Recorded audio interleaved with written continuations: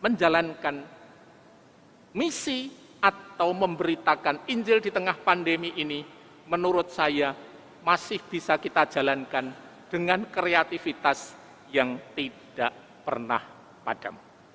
Bapak, Ibu, dan saudara-saudari terkasih dalam Tuhan, baik yang pada pagi hari ini hadir secara tatap muka di gereja katedral, maupun yang mengikuti perayaan Ekaristi ini secara live streaming, dan juga melalui siaran Radio Republik Indonesia Semarang, saya mengucapkan kepada Anda semua, selamat pagi berkah dalam.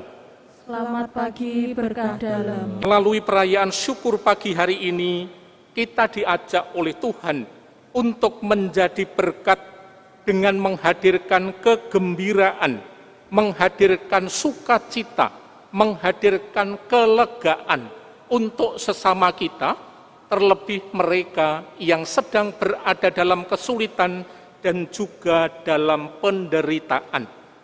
Untuk itu, kita juga akan menyatukan wujud Ekaristi pada pagi hari ini, di mana wujud umum kita adalah untuk semua umat, seluruh masyarakat, agar segera terbebaskan dari wabah virus corona. Kita satukan doa-doa kita semua dalam doa gereja. Marilah berdoa. Allah Bapa Maha Kuasa, Engkau memberi rahmat kehidupan kepada umat-Mu. Engkau pun tidak rela kami binasa karena dosa.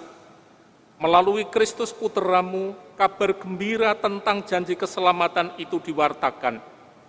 Mampukan kami untuk ikut serta memberitakan Injil-Mu dalam hidup harian kami, hingga Kristus datang kembali.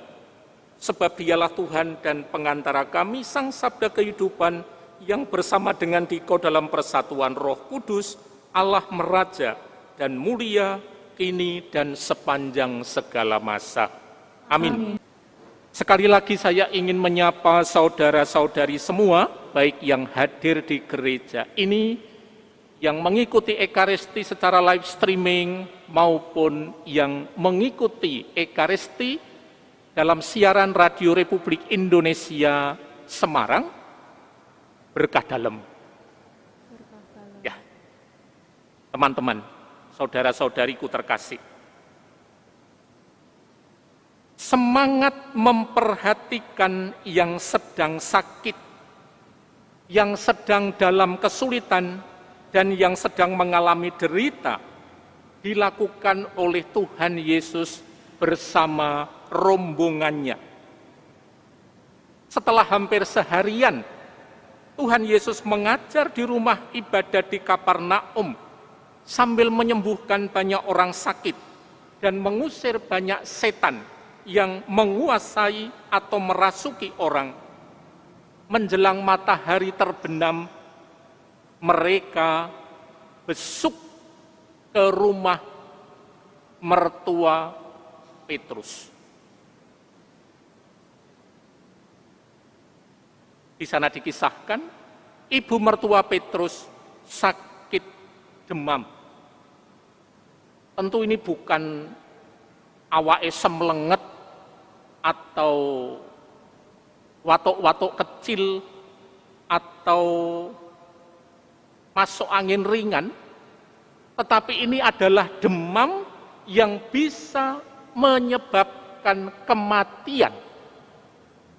Kalau di tempat kita bisa kita bayangkan, kalau orang terserang penyakit demam berdarah dengue atau DBD, itu sesuatu yang sangat berat dan bisa menyebabkan kematian seseorang.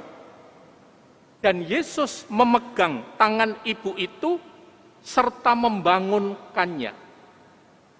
Dalam arti Yesus memegang tangan ibu itu dan menyembuhkannya. Dan akhirnya ibu mertua Petrus setelah disembuhkan oleh Tuhan melayani mereka. Dan pelayanan ini sederhana, karena pelaksanaan penyembuhan ini pada sore hari, maka sangat dimungkinkan pelayanan itu menyediakan makan malam untuk Yesus dan rombongannya. Tidak usah terlalu dimaknai yang jauh-jauh. Melayani untuk mempersiapkan makan malam. Dan menarik, setelah makan, menjelang malam, Yesus masih menyembuhkan banyak orang yang menderita berbagai macam penyakit.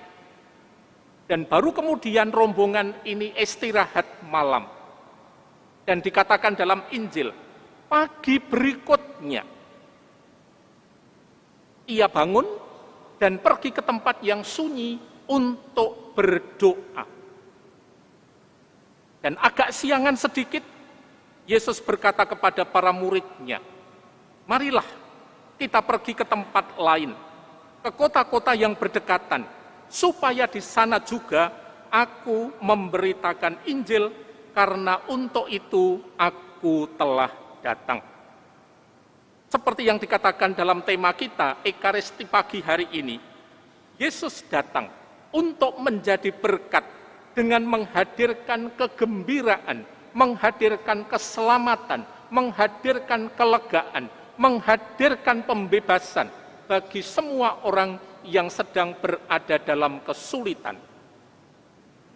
Saudara-saudariku terkasih, pesan sabda Tuhan hari ini menurut saya bisa kita pahami dengan sangat sederhana.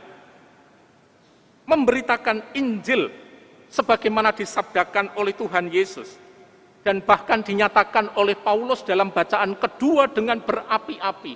Celakalah aku jika aku tidak memberitakan Injil. Sebenarnya dapat kita laksanakan dengan sederhana, yaitu melayani sesama, melayani mereka yang sedang ada dalam kesulitan.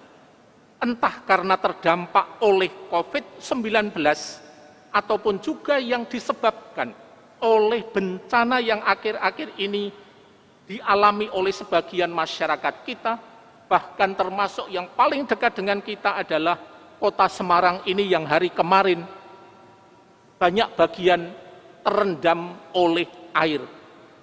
Dan itu berarti juga mereka sangat memerlukan bantuan dan uluran serta perhatian kita. Pendek kata seperti yang dilakukan oleh perempuan tadi, melayani, dan yang dilakukan adalah memberikan makan malam, suatu kebutuhan dasar yang sangat vital untuk menjalankan karya atau perutusan. Saudara-saudari, memang di masa pandemi ini kita kerap merasa bahwa gerak sosial kita sangat terbatasi. Salah satu kebiasaan yang sangat bagus yang terbatasi adalah besuk atau kunjungan orang sakit. Banyak rumah sakit meniadakan jam-jam kunjungan bagi pasien. Sementara itu, kalau kita di kampung kita sendiri atau di ketetanggaan kita, kalau ada orang sakit, kita sudah mulai mikir kalau akan besuk. Ojo-ojo iki kena COVID, engko ketularan awake dhewe. Maka juga kemudian kebiasaan baik ini tidak bisa kita ekspresikan, tidak bisa kita ungkapkan dengan sepenuh hati dalam arti dengan kehadiran secara fisik. Tetapi saya merasa bahwa kita tidak kehilangan akal. Masih ada banyak cara untuk menyapa mereka. Ada WA, ada SMS, ada video call, ada macam-macam.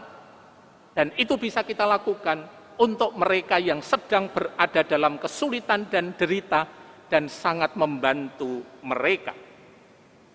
Maka, saudara-saudariku terkasih, kalau ditanya, mewartakan Injil itu seperti apa?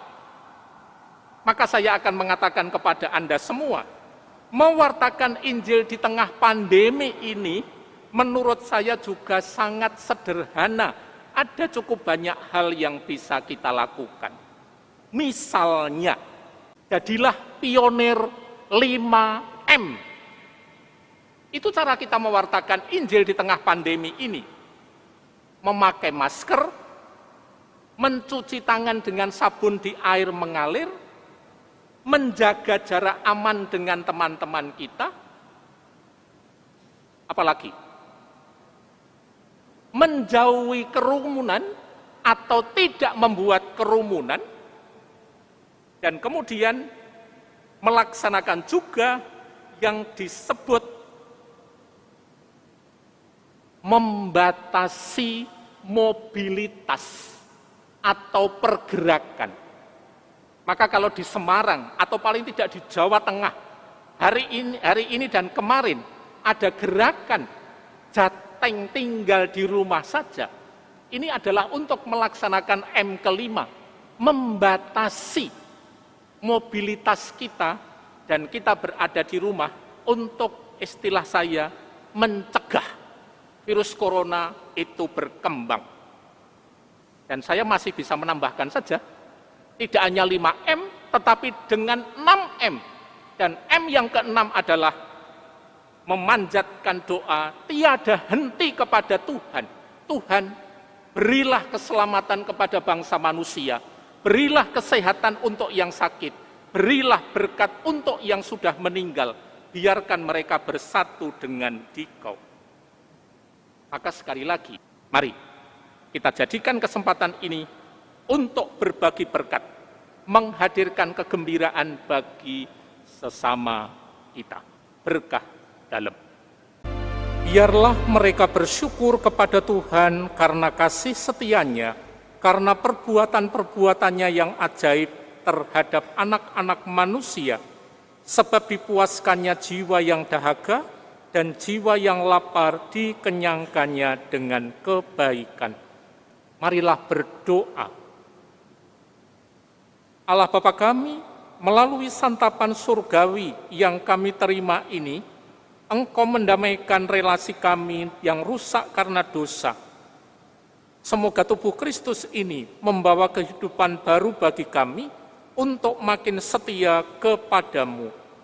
Tambahkanlah keberanian kepada kami semua, agar kami makin giat mewartakan sukacita keselamatan dalam hidup sehari-hari kami, dengan pengantaraan Kristus Tuhan kami. Amin.